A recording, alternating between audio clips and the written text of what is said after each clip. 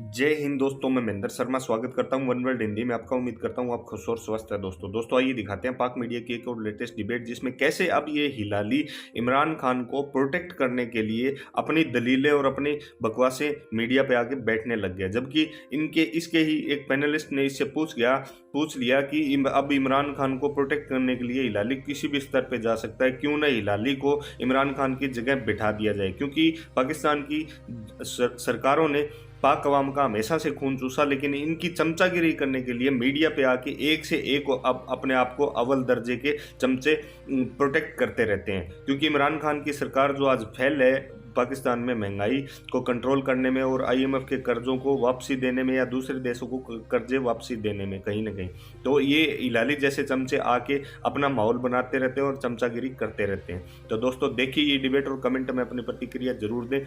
Last में आपसे request करूँ, चैनल पर नए हैं तो चैनल को सबसे पहले सब्सक्राइब कीजिए, लाइक शेयर कमेंट जरूर कीजिए। दोस्तों जय हिंद, वंदे मातरम, भारत माता की जय। दोस्तों करवाने चाहिए उसको, हिलाली साहब का यही कहना है कि कोई और ऐसा अनकॉन्स्टिट्यूशनल तो कुछ नहीं होना चाहिए इन एनी केस। लेकिन बहरहाल आईनी तरीके से भी बड़ी गुंजाइश होती है। मैं इमरान साहब आप ही की तरफ आ रही हूँ। हिलाली साहब ने काफ़ी चैलेंजेस की बात की है और महंगाई ज़ाहिर है सबसे बड़ा चैलेंज है, जो मेरा ख्याल है शुरू दिन से हुकूमत के लिए है और अभी तक कायम है। अब अल्लाह करे आखिरी 1.5 साल में ना हो, लेकिन लग रहा है कि रहेगा इनके लिए। आपको क्या चैलेंज नज़र आ रहे हैं इसके अलावा भी?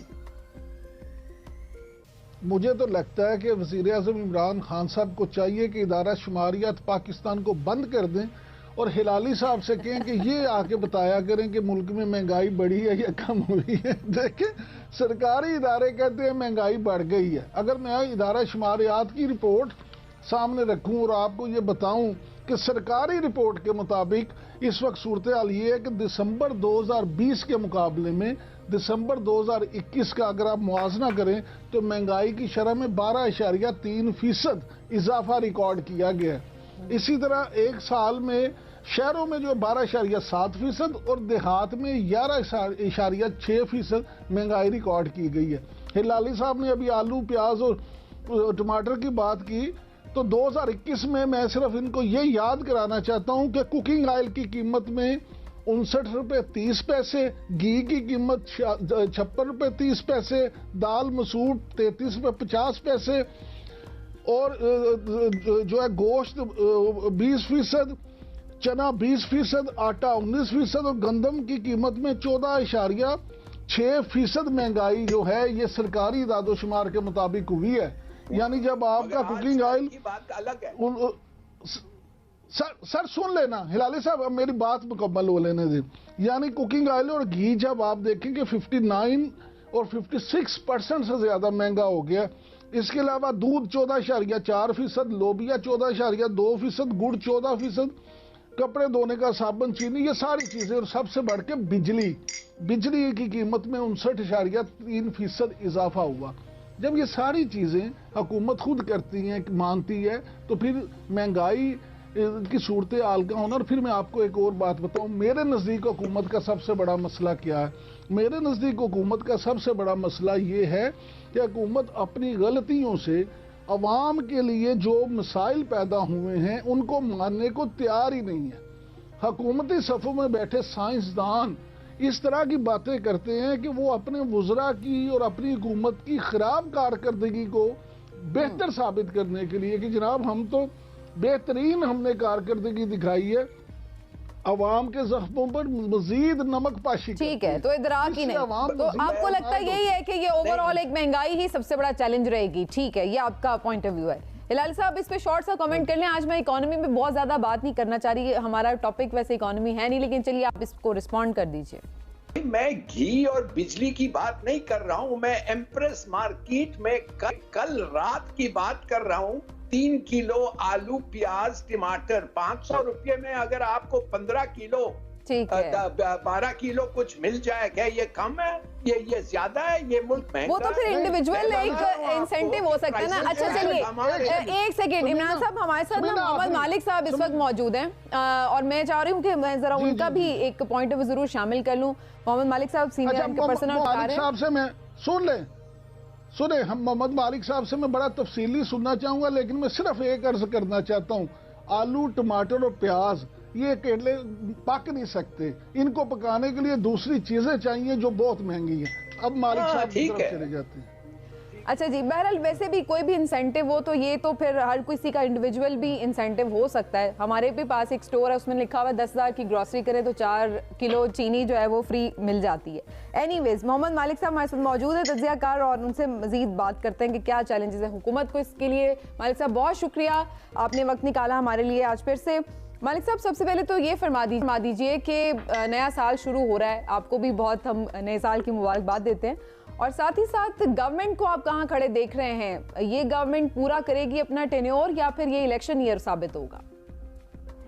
देखिए, डिपेंड करता है 2-3 बड़े इश्यूज के ऊपर, महंगाई के इश्यूज के ऊपर। क्या महंगाई के इश्यू पे काबू पाते हैं, नहीं पाते? दूसरी गेम्स तो चल रही हैं अपनी जगह। अभी तक मुझे कोई फौरी तौर पे जिसको कहते हैं वायबल ऑप्शन, वो डील्स अपनी जगह अभी सीमेंट नहीं हुई। वो जो कोई फर्म अप होंगी तो बात होगी, लेकिन अभी इम्पोर्टेंट देखना ये है कि अभी इमीडिएटली ये क्या बड़े इकोनॉमिक मेजर्स लेते हैं, क्या लेते हैं, क्योंकि जो गवर्नमेंट का बुरा हाल हुआ हुआ है वो उसकी माशी पॉलिसीज की वजह से हुआ हुआ है और महंगाई की वजह से हुआ हुआ है। ये मिनी बजट अभी जब आ जाएगा इससे और मल्टीप्लाई होगा। तो इस वक्त बहुत फ्लूइड सिचुएशन है। तो ये तो तेल पे जिसको कहते हैं ना, आग पे तेल फेंकने वाली बात है। पहले इतना अलाव भड़क रहा है, अब देखना ये है कि मिनी बजट को किस तरह डील करते हैं, फौरी तौर पे क्या मेजर्स लेते हैं। ये समझे कि इकोनॉमी बेसिकली डिसाइड करेगी कि ये इलेक्शन ईयर होगा या नहीं, या कुछ और फैक्टर्स भी हैं? क्या इकोनॉमी ही डिसाइड करेगी बेसिकली कि ये गवर्नमेंट का क्या फ्यूचर है? या देखिए, eight the end of the day तो प्रेशर तो इकोनॉमी का ही होता है ना। अगर आज आपके एलाइज भी आपके साथ 2 बारी सोच रहे हैं, अगर आपके साथ जो आपका फौज का बहुत अच्छे ताल्लुकात है वो DGI वाला मसला छोड़ दें, तो सारी चीज eight the end of the day economy पे ही आती है, आपकी मेरी घर की जाती इकोनॉमी के ऊपर। आम आदमी देखता है कि मैं 4 साल पहले, 3 साल पहले मेरी जिंदगी बेहतर थी कि आज बेहतर है, आज सबकी बदतर है। तो जब तक ये मसला फ्रंट पे रहेगा, इसी पे ऑपोजिशन खेल रही है, इसी पे तमाम डिफरेंसेस हैं, तो अल्टीमेटली इकोनॉमी ही सारी बाकी फैसलों को पुश करती है। या अगर आप इकोनॉमिक परफॉर्मेंस अच्छी हो तो ना आपको भाई फौज छेड़ सकती है, ना आपको ऑपोजिशन छेड़ सकती है, आपको कोई भी नहीं छेड़ सकता। लेकिन अगर आपकी इकोनॉमिक परफॉर्मेंस अगर तबाहकुन है, जो इस वक्त है, तो फिर हर कोई आपके गले पड़ेगा, ऑपोजिशन भी पड़ेगी, आपके दोस्त भी 2 बारी सोचेंगे, आपके पीछे अगर रियासती इदारे हैं उनको भी 10 दफा सोचना पड़ेगा।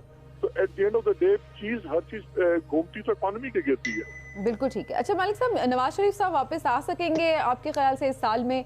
क्योंकि उनके कुछ रहनुमा तो उनकी पार्टी के बहुत होपफुल हैं कि वो तो शायद जनवरी में ही आ जाएंगे।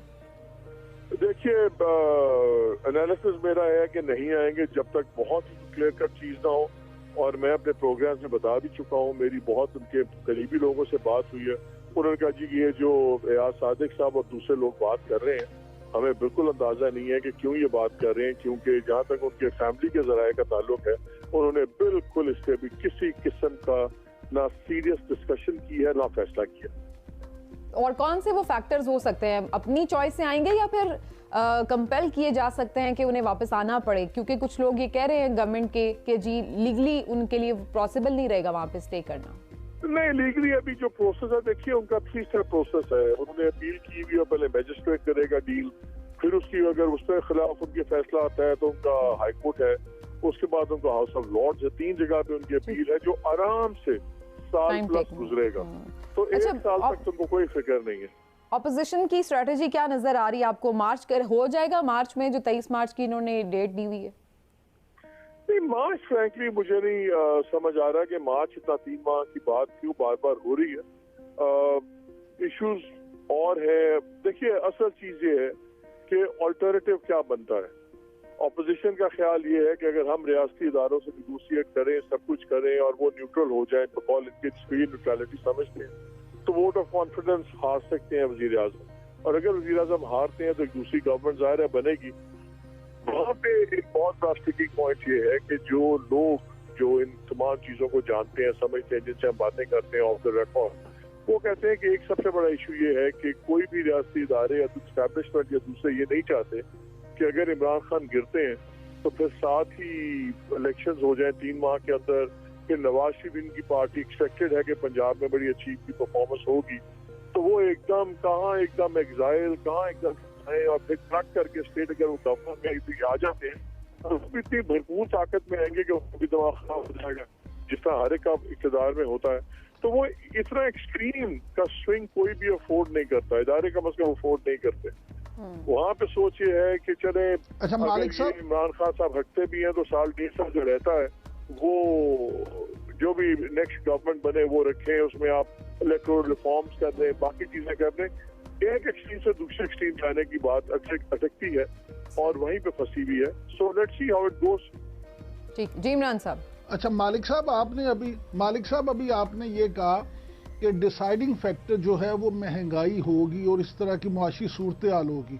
अब आप माशाल्लाह खुद ये इकोनॉमी को भी बड़े अच्छे तरीके से समझते हैं। जो इंटरनेशनल इस वक्त इदारे हैं जो जो मुल्क हैं, इवन देखे सऊदीया ने आपको किन शराइत पर कर्जा दिया है और IMF की तरफ से किस तरह से दबाव बढ़ाया जा रहा है। तो क्या आप समझते हैं कि कोई आसानियां पैदा हो सकेंगी या मुआशी जो मुश्किलात हैं बढ़ेंगी? क्या इनके पास कोई एक्शन प्लान है? नहीं, मुझे टू बी वेरी फ्रैंक मुझे तो पॉजिटिविटी नजर नहीं आती। बहुत शुक्रिया आपका, आप हमारे साथ मौजूद